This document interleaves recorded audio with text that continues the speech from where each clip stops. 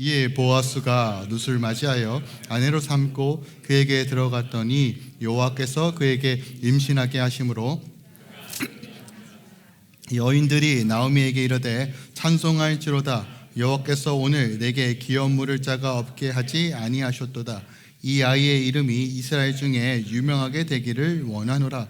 이는 내 생명의 회복자이며 내 노년의 봉영자 곧 너를 사랑하며 7 아들보다 귀한 내 며느리가 낳은 자로다 하니라.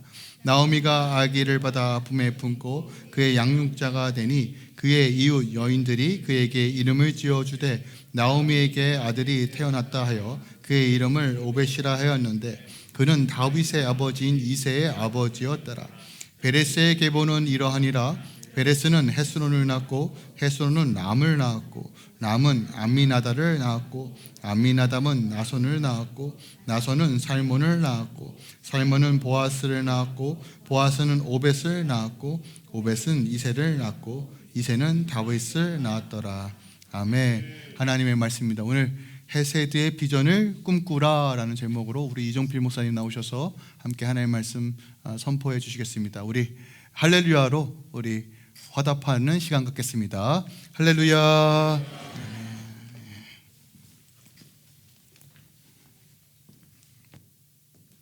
네, 5주년 기념 성회로 또 초청해 주셔서 감사하고 저에게 작년에 제가 왔을 때 굉장히 특별한 그 감동, 또 우리 목사님 제가 이제 사석에서만 보다가 작년에 교회 말씀 전하러 처음 왔는데 항상 하나님을 향한 감격, 그 순수한 마음, 또 아까 뭐 소녀 감성까지 살짝 섞어가지고 그 마음들이 많이 있었는데 그 마음이 이렇게 그대로 표현되는 그런 예배를 작년에 이렇게 와서 보니까 드리고 있더라고요. 그래서 사실 제가 이제 저희 교회 찬양팀에게 이 교회 영상을 몇 개 이제 전송해줘서 보게 하고 그다음에 또 여러 부분들을 좀 따서 우리 교회에다 접목해가지고 또 큰 도움이 됐습니다. 뭐 그래서 그런지 작년하고 올해 사이에 한 40-50명 또 새 가족이 오셨어요. 할렐루야 교회 덕입니다. 네, 그래서 너무 감사하고 그 뭔가 모르는 그 감동이 있어서 이렇게 굳은 마음도 풀어지고 또 하나님을 향해서 열정이 없었던 그 열정들도 회복되는 그런 예배가 드려지는 것을 이렇게 보면서 제가 오늘도 또 그런 걸 느끼고요. 저는 이제 우리 오늘 큰 딸이 저하고 함께 왔는데 그 밑에 이제 아들들 셋까지 해가지고 네 자녀들이 항상 엄마에게 아빠와 왜 결혼했어? 이 질문을 많이 해요.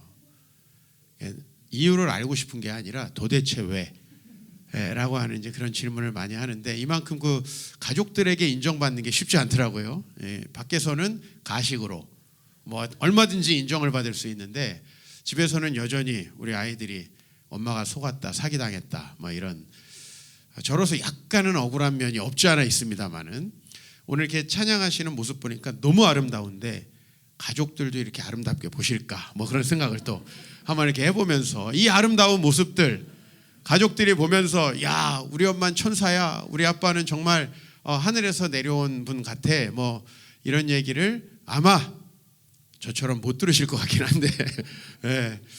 목표로 해야죠. 아멘. 네. 그리고 이렇게 순전하게 예배하다 보면은 어느 하나님의 은혜가 우리를 감싸서 변화되고 새롭게 될 날이 올 것이고 저도 기대합니다. 제가 이제 언젠가 하늘나라에 가고 나면은 우리 자녀들이 그래도 우리 엄마가 결혼 잘했네 이렇게 바뀌었으면 좋겠어요. 살아있을 때 쉽지 않을 것 같아요. 네, 제가 이제 언젠가 하늘나라에 가면 우리 자녀들이 그렇게 추억하지 않을까 뭐 그런 소망을 한번 가져보고요. 오늘 찬양에 또 우리 특송 그죠? 작년에는 이거 없었는데 이렇게 5주년에 맞춰서 오다 보니까 또 이런 큰 은혜를 누렸습니다. 너무 감사하고 또 여러분들이 부럽기도 하고 또 한편으로는 너무 우리 또 이렇게 이 교회를 세워가신 이수영 목사님에게 존경하는 그 마음도 느껴지고 평소에 그 마음으로 구현하고 있는 그 예배를 위해서 얼마나 힘쓰고 애쓰는지를 제가 많이 알고 지식으로 알고 있는 거하고 이제 오늘 여러분들 보는 거하고 또 다른 감격이 있습니다. 하여튼 5주년 축하드리고요. 또 수고 많이 하셨습니다. 우리 옆에 축복하겠습니다. 수고 많이 하셨습니다. 수고 많이 하셨습니다. 예. 우리 또 목사님 또 함께 돕는 교역자분들 또 매일매일 섬기시는 분들 너무 감사드리고 또 특별히 그 화요일부터 오늘까지 이렇게 매일매일 예배를 준비해 주신 분들 아마 굉장히 힘드시고 또 목도 아프시고 쉽지 않으실 텐데 감사하는 말씀 드립니다. 자, 기도하고 말씀 전하겠습니다. 하나님, 하나님께서 특별한 계획을 가지시고 우리 할렐루야 교회를 이 땅에 세워주시니 감사합니다. 그 목적을 따라 한 분 한 분 모이다 보니 우리 애가 주님 앞에서 이 예배로 회복되고 나아가 우리의 가족들과 이웃들을 향한 우리의 마음들이 회복되고 하나님의 나라 그 샬롬의 은총이 각 가정과 그 이웃에게 임한 줄 믿습니다. 하나님, 그 놀라운 5년의 세월을 감사하며 감사 성회로 모였고 오늘 또 특별히 주일을 맞이하여 또 아름다운 찬양도 주님께 올려드렸습니다. 하나님 기뻐 받아주시기를 원합니다. 그리고 내가 나를 사랑하느냐라고 하는 질문에 사랑합니다. 주께서 아십니다. 고백하며 우리 주님 앞에 또 다른 5년을 바라보며 또 다른 10년을 바라보며 또 우리에게 이루어 주신 이 은혜를 선포할 때에 하나님 이 지역에 있는 한인 교회들에게 뿐만 아니라 나아가서 우리 한국 교회에 또 많은 선교지에 있는 교회들에게 정말 아름다운 예배의 본과 또 공동체의 아름다운 소식을 또 그 증거함을 널리 전하는 귀하고 아름다운 교회로 사용하여 주시옵소서. 처음부터 또 중간에 이곳에 함께하여서 동역하고 있는 우리 사랑하는 성도님들 축복합니다. 또 우리 주님께서 놀라운 은총을 가정마다 베풀어 주실 줄 믿습니다. 그리고 더욱더 큰 은혜로 기대하며 나아가오니 오늘 또 말씀 가운데 함께하여 주시옵소서. 예수님의 이름으로 기도하옵나이다. 아멘. 네, 여러분들 그 예배를 마치면 소그룹 이렇게 예배로 또 나눔을 하시죠. 저희 교회도 그렇습니다. 그리고 저는 매주마다 좀 저에게 감동 주시는 대로 우리 성도님들에게 질문을 합니다. 저는 오늘 여러분들이 이렇게 한 분 한 분 보면서 또 작년에 못 뵀던 분들도 제법 많이 계시는 것 같은데 한 분 한 분에게 이렇게 물어보고 싶거든요. 이런저런 것을. 근데 이제 물어볼 시간도 없고 하니까 우리 성도님들에게도 마찬가지예요. 물어보고 싶고 알고 싶고 도와드리고 싶은데 이제 그 질문을 소그룹 예배 첫 질문에다가 담아요. 얼마 전에 제가 인생을 살면서 자기가 놓쳤다고 생각하는 기회를 놓친 것에 대해서 좀 무엇을 놓쳤는지 이야기를 해달라고 이렇게 질문을 했어요. 한 30, 40대 이렇게 젊고 좀 뭔가 에너지가 넘치는 분들이 이런 질문을 하셨어요. 코인과 주식 투자의 기회를 놓쳤다. 왜 이렇게 자꾸 내려갈 때 팔죠? 그죠? 네. 그래서 제가 믿음이 좋아진 다음에 투자해라. 멘탈이 약하면 안 되더라고요. 근데 그렇게 그래서 코인과 특히 이제 삼성전자 많이 떨어졌잖아요. 요즘 조금 올라갔습니까? 교회에서 왜 이런 얘기 하나 그러는데 이제 성도님들이 하는 얘기 전해드리는 겁니다. 사실 저는 투자를 해본 적이 없어가지고 잘 모르는데 투자를 해서 어떻게 망하는지에 대해서는 제법 잘 압니다. 왜냐면 망한 분들의 이야기를 이제 듣고 위로하고 또 물어보다 보니까 잘 압니다. 또 이런 그 기회를 놓친 것에 대해서 이렇게 답변한 분들도 많았어요. 유학을 갈 기회가 있었는데 뭐 혹은 공부할 수 있는 기회가 있었는데 놓쳤다. 그죠? 뭔가 지금 살아가고 있는 삶에 내가 그때 그 기회를 잡았으면 좀 더 나아지지 않았을까 그런 생각을 합니다. 그 생각보다요. 내가 굉장히 결혼하고 싶은 사람을 놓쳤다라는 그 답변은 거의 없었어요. 지금 생각해 보니 잘 놓쳤다 그런 생각을 하는 것 같아요. 근데 반대로 이런 식의 이야기를 하시는 분들이 꽤 계셨어요. 저희 교회 이제 사별하신 분도 있고 가정이 깨지시고서 오신 분들도 계세요. 사실 오셔서 깨진 분들은 없는데 그렇게 이제 깨져서 오신 분들이 계셨어요. 그분들이 배우자와 함께 그분이 살아 있을 때 혹은 그분과 헤어지지 않았을 때 교회를 다녔다면 얼마나 좋았을까. 그 기회를 놓친 것에 대해서 굉장히 안타까워하는 분도 계셨고요. 또 어떤 분은 20대에 자기가 정말 하나님께 나아갈 수 있는 기회가 있었는데 주변 사람들이 교회에 대해서 부정적인 얘기들을 많이 하다 보니 그런 얘기에 휘말려 가지고 하나님께 나아가지 못하고 40대, 50대가 되어서 이제 하나님께 나아온 것에 대해서 아주 가슴 아프게 후회하는 분들이 계셨어요. 또 저희 교회 말씀을 이렇게 나누다 보니까 성도님들이 이런 생각을 했는지 모르겠는데, 우리 청년들, 좀 젊은 분들은 학교에서 왕따 당했던 친구 못 도와준 것에 대해서, 그 도와줄 기회를 놓친 것에 대해서 가슴 아파하고, 또 학교 다닐 때 굉장히 경제적으로 어려운 친구가 있었는데 내가 충분히 도와줄 수 있었는데 그런 기회를 놓쳤다라고 하는 것에 대해서 좀 안타까워하는 분들도 계셨습니다. 사실 우리는 이런 것들을 어떻게 보면 기회라고 생각하지 않고 지나가는 것 같아요. 많은 기회를 하나님께서 주시는데 사실 그 기회를 놓치고 붙잡지 말아야 될 기회를 기회라고 생각하고 붙잡았다가 인생을 후회하시는 분들을 참 많이 봤습니다. 어떻게 보면요, 그렇게 우리가 후회할 일, 잘못된 선택들을 하기 때문에 또 그 선택들에 대해서 가슴 아파하고 반성하기 때문에 우리가 예배에 나오는지도 모르겠어요. 그것이 다 나는 아무 문제 없었어, 나는 어쩔 수 없었어 라고 한다면 여러분은 아마 주님 앞에 회개하고 나오지 않으셨을 수도 있는데, 아마 이 사연들이 안타깝지만은 또 이래서 주님 앞에 나오기도 하는 것 같아요. 우리는 이제 이 룻기를 오늘 이제 마무리합니다. 간단히 그동안에 못 나오셨던 분들 위해서 요약을 하면은 1장에서 엘리멜렉이라고 하는 한 그 남자분이 나와요.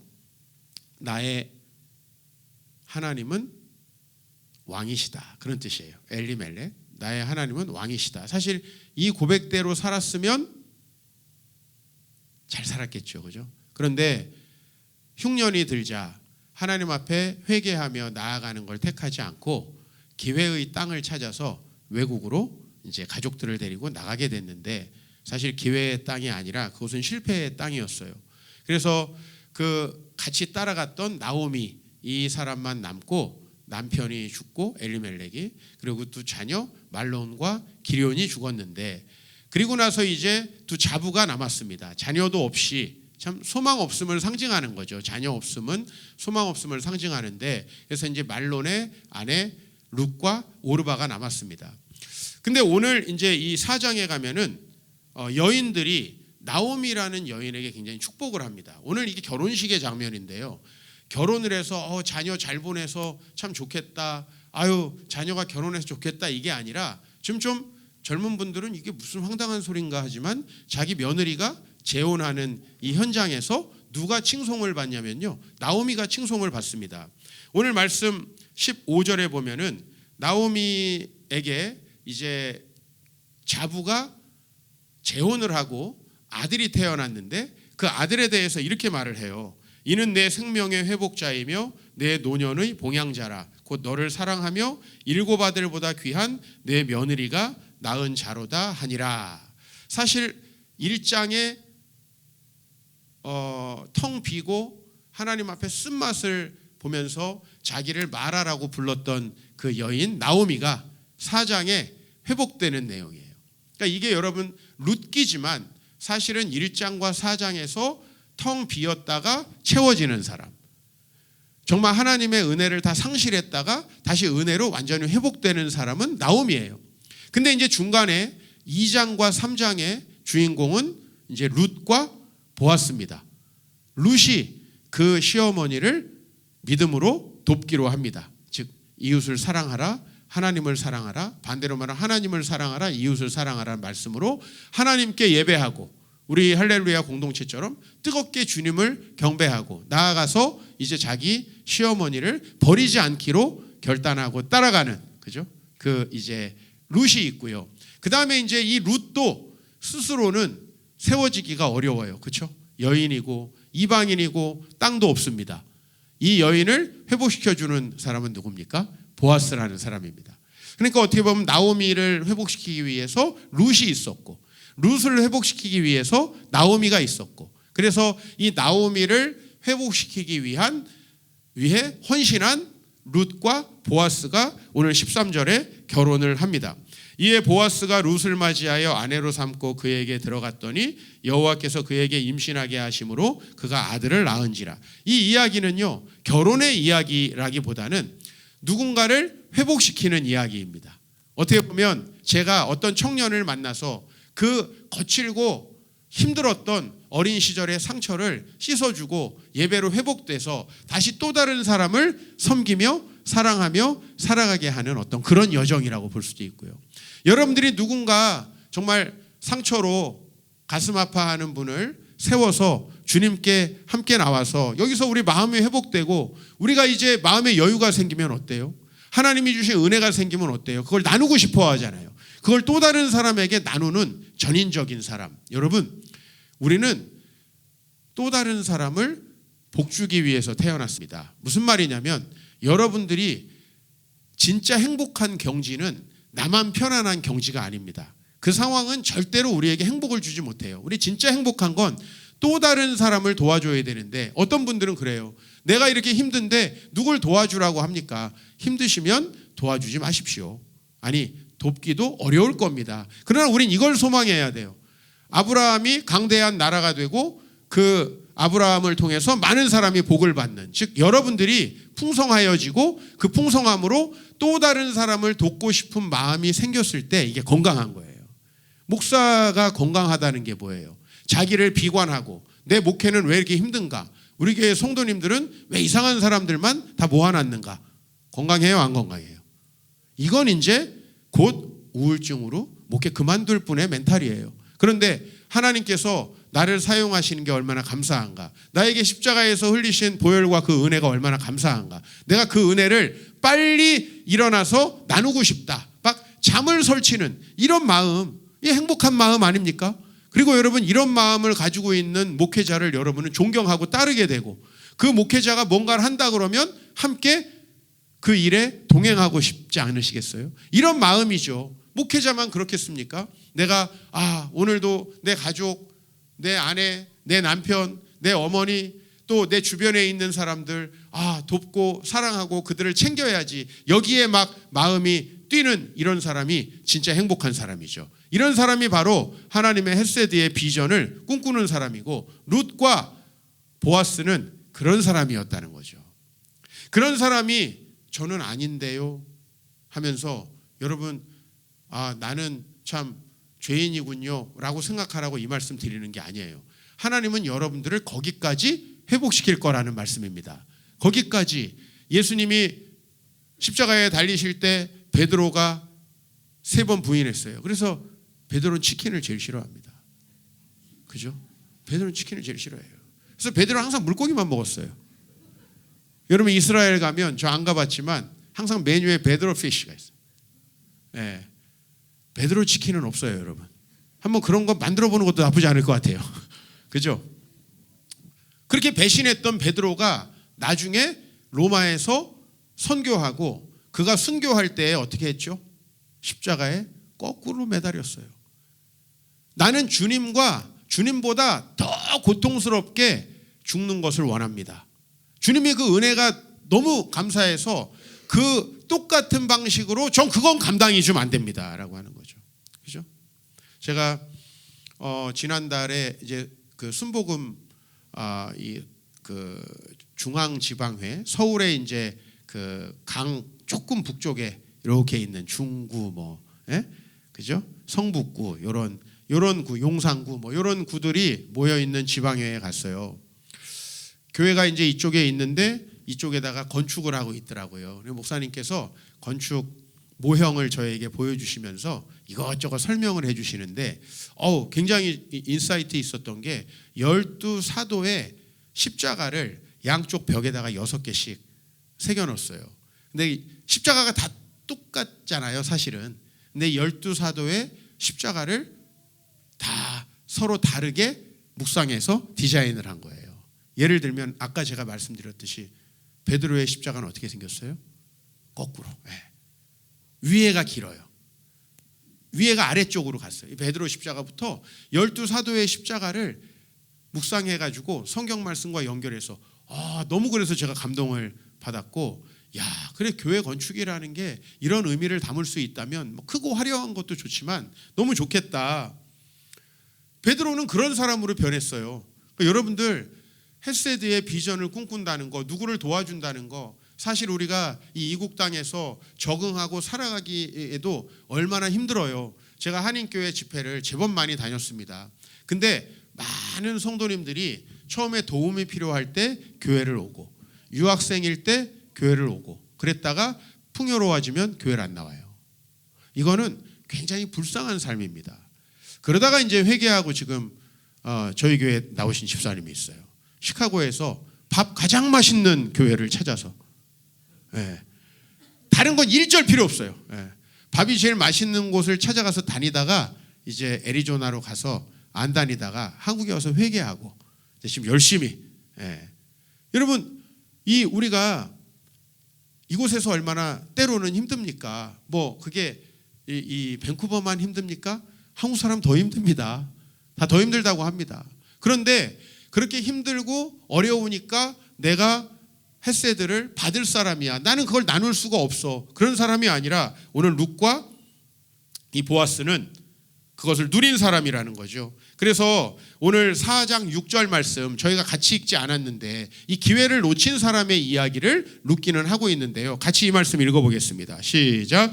그 기업 물을 자가 이르되 나는 내 기업에 손해가 있을까 하여 나를 위하여 물으지 못하노니 내가 물을 것을 네가 물으라 나는 물으지 못하겠노라 하는지라. 여러분, 장차 예수님의 족보에까지 들어가는 다윗의 조상으로서 족보에 들어가게 된 보아스 대신에 기회가 있었다는 거죠. 그 기회가 있는 사람을 여기는 그 기업 물을 자라고 합니다. 왜요? 기회를 놓쳤고요. 이제 더 이상 이름을 기억할 필요가 없어요. 룻기에서 유일하게 이름을 기록하지 않은 사람이 한 사람이에요. 다 이름을 기록합니다. 죽은 남편도 죽은 아들들도 다 이름을 기록합니다. 심지어는 다시 모압으로 돌아간 오르바도 이름을 기록합니다. 근데 여기는 아주 의도적으로 보아스하고 대조해서 그 기업 물을 자. 그죠?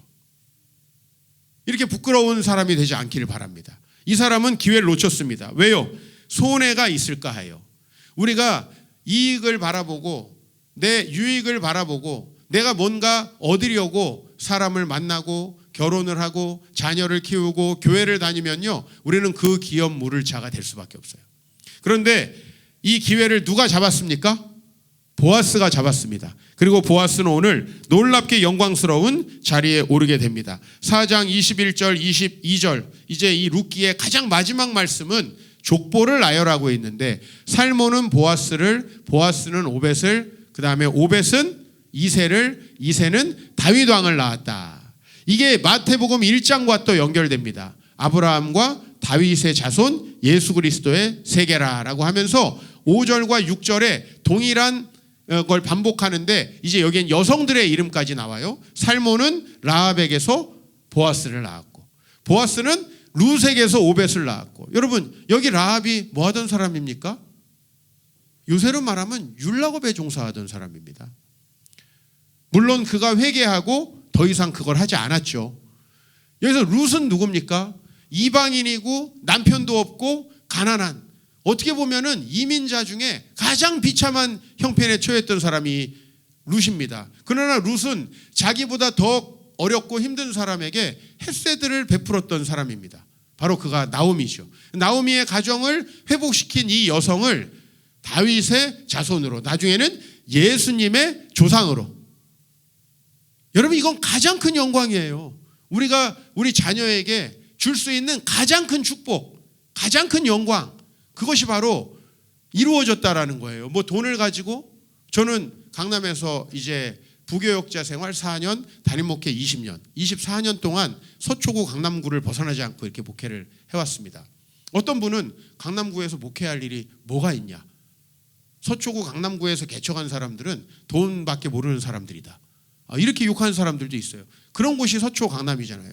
근데 저는 거기서 정말 아이들을 위해서라면 뭐 몇 천만 원, 몇 억을 너무나 쉽게 쓰는 분들을 많이 만났습니다. 그러나 누군가에게 헤세드를 베푸는 데는 얼마나 인색한지요. 그리고 식당에서도 갑질하는 그런 분들을 많이 만났습니다. 여러분, 자녀가 잘 되기 위해서 그분들이 막대한 투자를 하지만 저는 그 투자 대비 뭘 건지는 분을 거의 못 봤습니다. 그죠?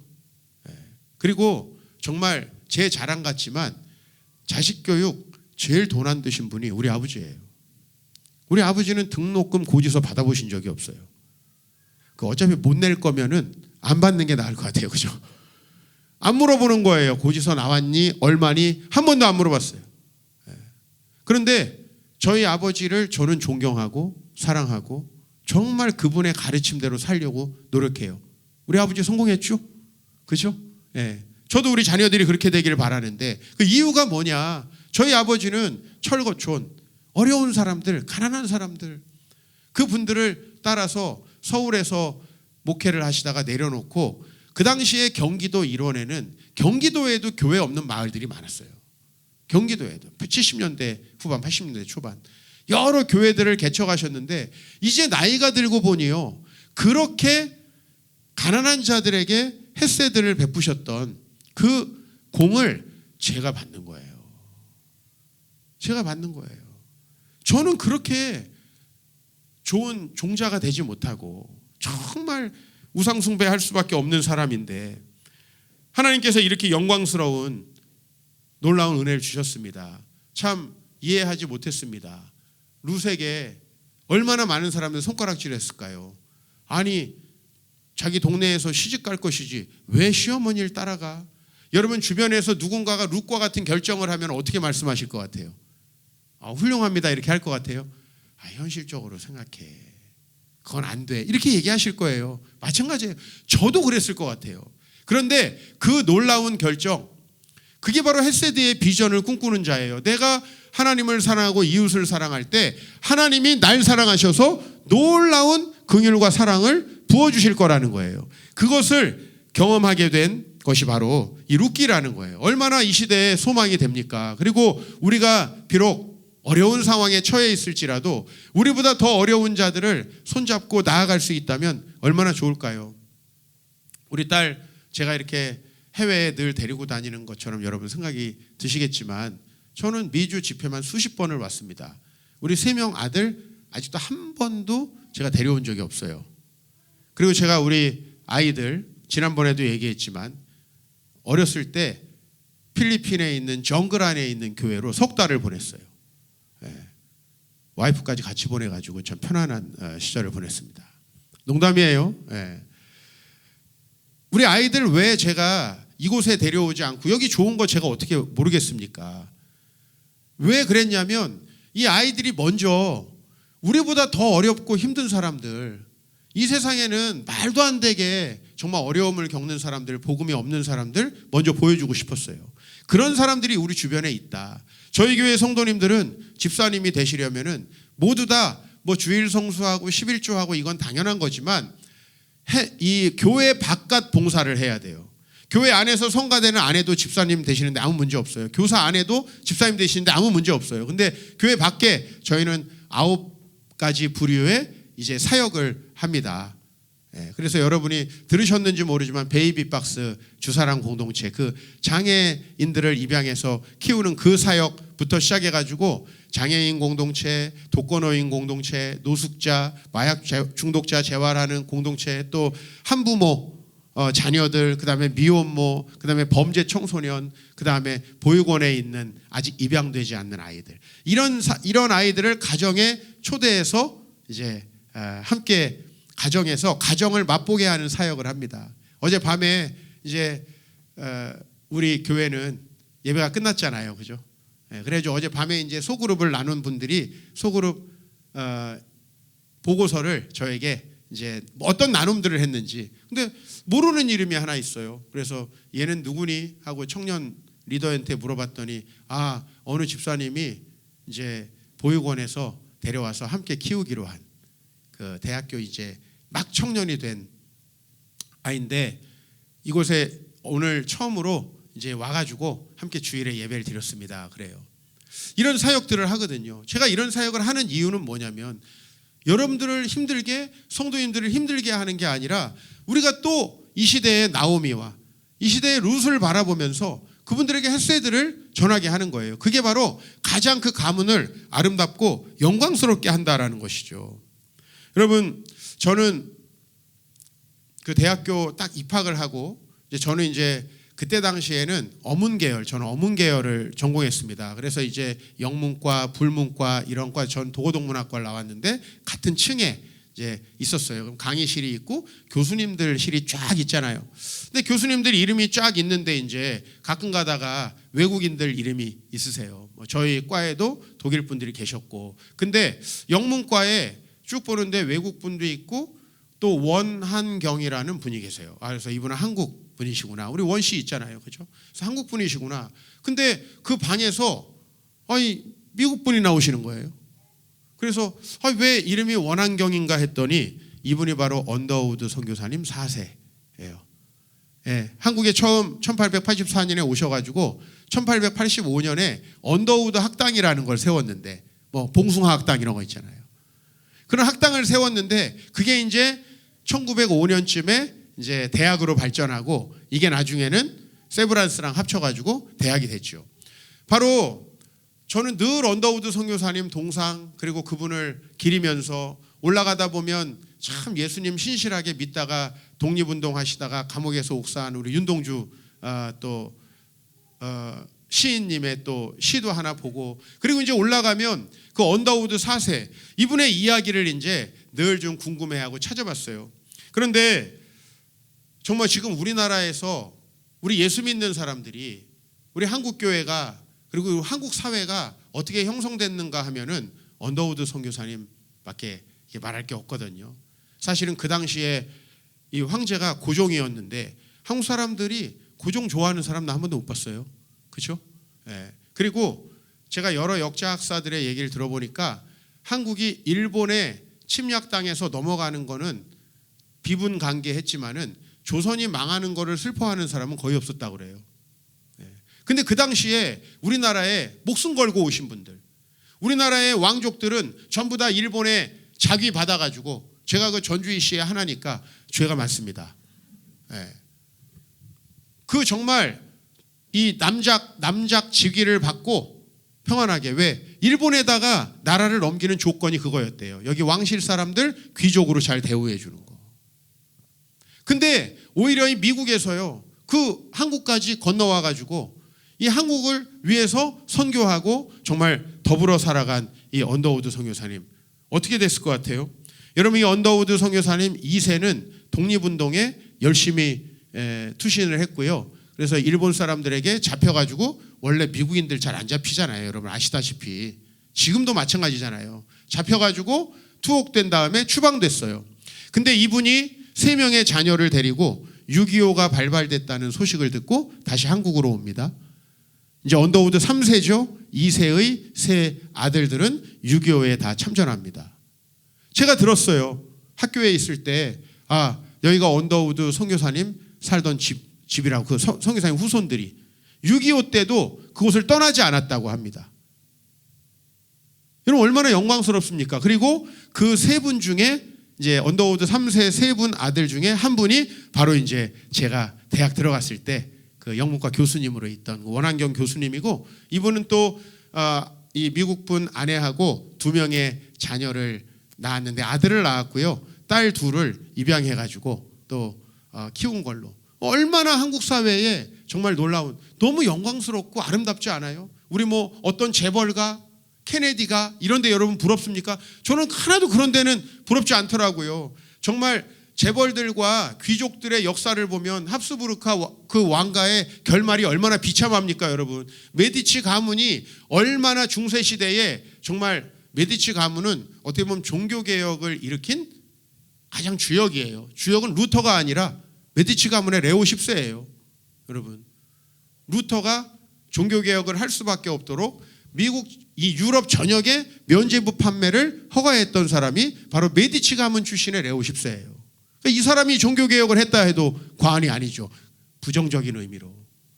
어떤 가문이, 미국의 어떤 정치 명문가가 한국의 어떤 그 돈 많은 사람들의 가문이 아름다운 영향을 미칩니까? 그러나 언더우드 선교사님의 이 가문이 한국의 정말 미치는 이 감동, 읽으면 읽을수록 여러분 정말 파도 미담이죠.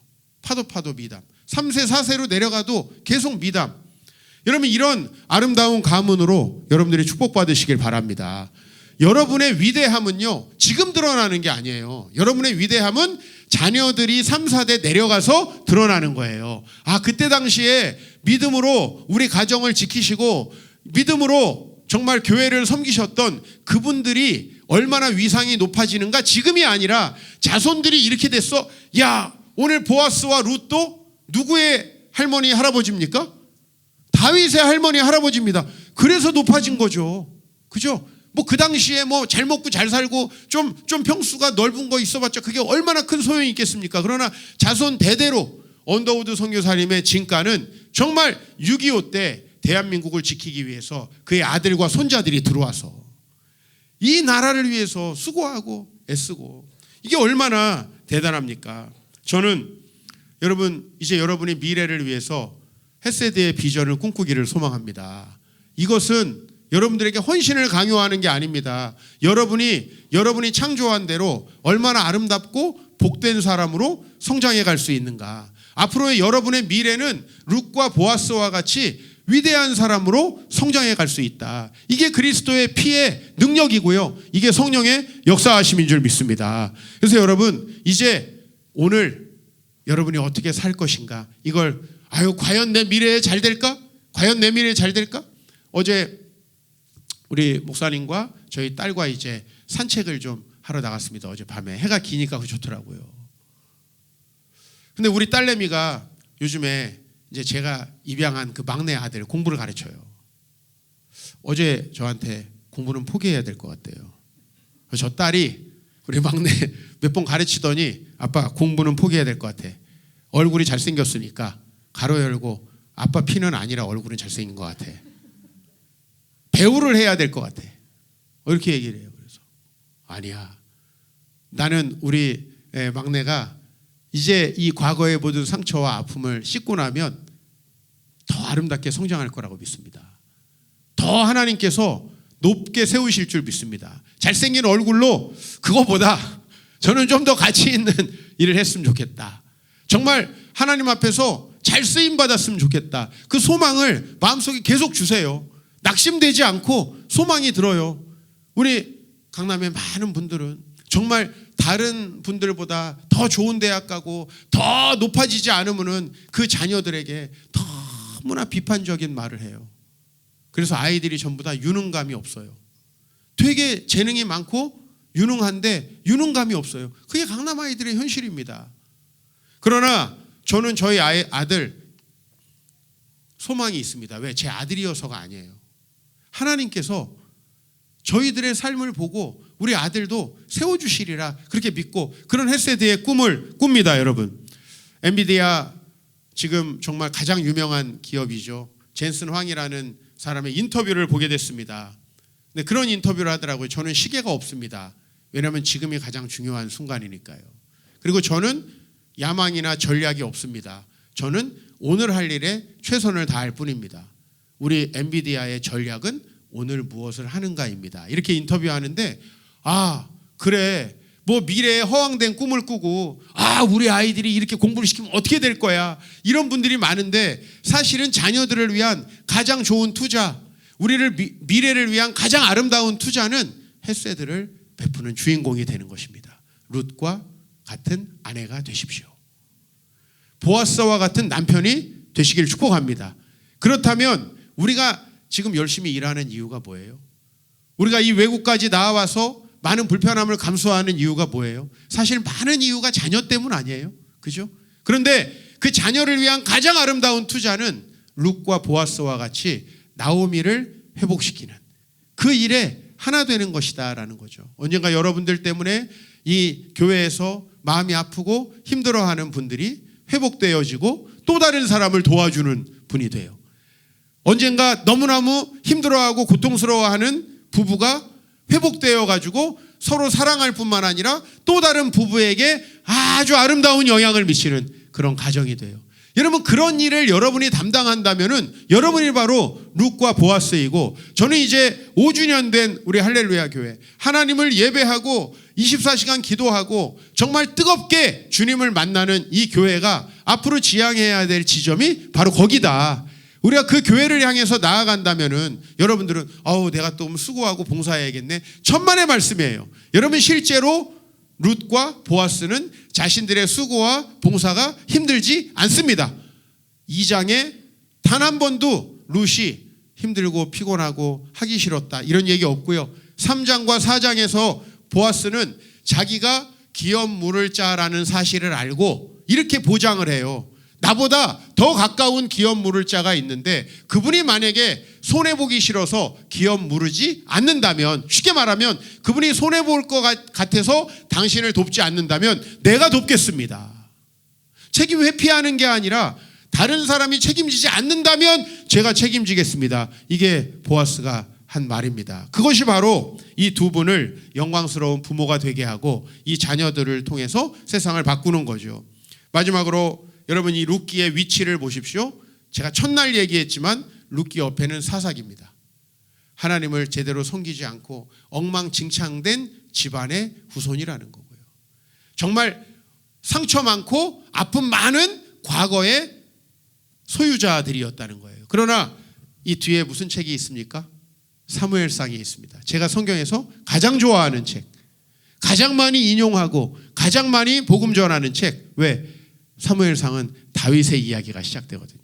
이스라엘 백성이 가장 전성기를 향해서 달려가는 그 이야기가 시작되거든요. 이 역사의 전환점에는 바로 룻과 보아스가 있었다는 것. 그리고 여러분들이 이제 여러분의 집안의 오랜 우상 숭배의 역사를 정말 축복의 역사로 바꾸고 이기적인 집안의 역사를 정말 헤세드의 역사로 바꾸시길 축복합니다.